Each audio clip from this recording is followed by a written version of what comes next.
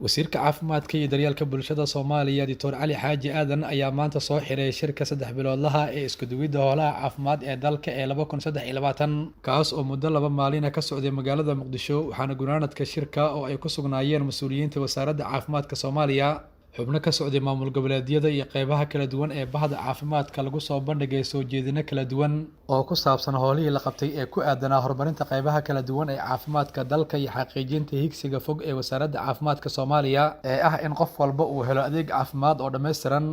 kulanka oo gabagabadiisa la isku raacay in la howlgeliyo qodobada iyo natiijooyinka ka soo baxay shirkan iyo kii ka horeeyay ee bishii Maaj ee sanadkan lagu qabtay magaalada Nairobi ee dalka Kenya ayaa waxaa hadal kooban ka jeediyay agaasimaha guud ee wasaaradda caafimaadka Dr. Guuleed Cabdi Jaliil. dowladda waxaa ka go'an in ay maaragtay kaalinta hore ka qaadato adeeg bixinta caafimaadka dalka saa daraadeed waxa conclusionska ka soo baxay shirkan waxa ugu muhiimsan waxa waaye in la isku waafaqo lana maaragtay endorse gareeyo waxa loo yaqaano partnership principles ka soo baxay shirkii alignment-ka sanadkan bishii May dhacay sida hadda la go'aamiyay in uu noo qabsoomo shir heer sare ah oo aan ku endorse gareynayno ama aan ku taageerayno habka bahwadaagta ay ku naqanayaan dowladda iyo saaxiibada kala shaqeeya adeeg bixinta caafimaadka halkaasna aan ku saxiixno adduunyadana aan kula wadaagno in dowladda Soomaaliya iyadoo kaashanaysa saaxiibadeeda iyo adeegyaha cusub oo ku aadan horumarinta iyo adeeg bixinta caafimaadka dalka.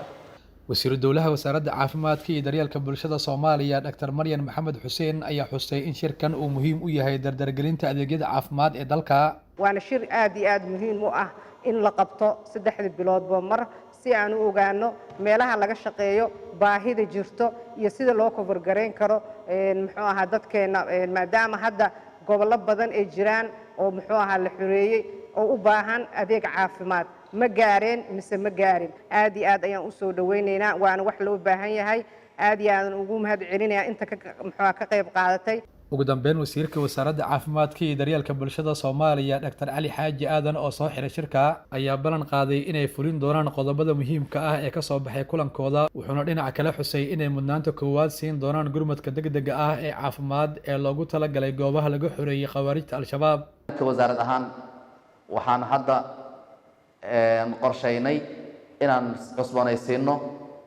dib u eegisna ku sameyno structure-ka wasaaradda si aan u hagaajino u xalino caqabadaha jira ee hortaagan مثلا coordination-ka iyo waxyaabahaas caqabad ku ah saaxiibadan waxaan ka codsanaynaa dalka maadaama emergency uu ku jiro dagaal uu ku jiro nimanka argagixisada ay khawaarijta dagaal lagula jiro in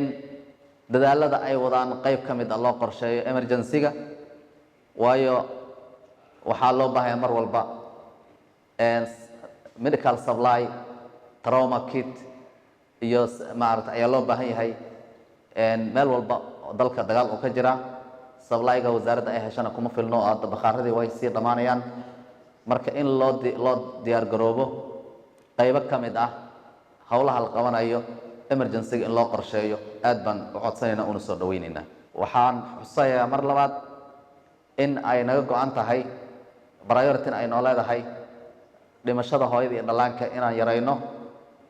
waddo walba oo lagu yarayn karana aan u marno waxaan wadnaa saa ogtihiin in la tababaro gabdho umulisooyin ah in la tababaro iyadoo dhowr machad dalka uu ka furan yahay sanad walbana gabdho badan ay soo qalin jibiyaan taas oo aan rajaynayno inay qayb ka qaadan karto in la yareeyo hooyada uur kale inay dhimato in la yareeyo ay qayb ka qaadan karto waxaan xusaynaa in iskuulladaasi aysan nagu filneen stateyadan ama maamul goboleedyo ayaa laga yaabaa hal iskuul inuusan ka jirin stateyo gobollo badan ka kooban waxaa laga yaabaa hal iskuul kaliya inuu ka jiro. Xabiib Axmed Cali warbaahinta qaranka Muqdisho.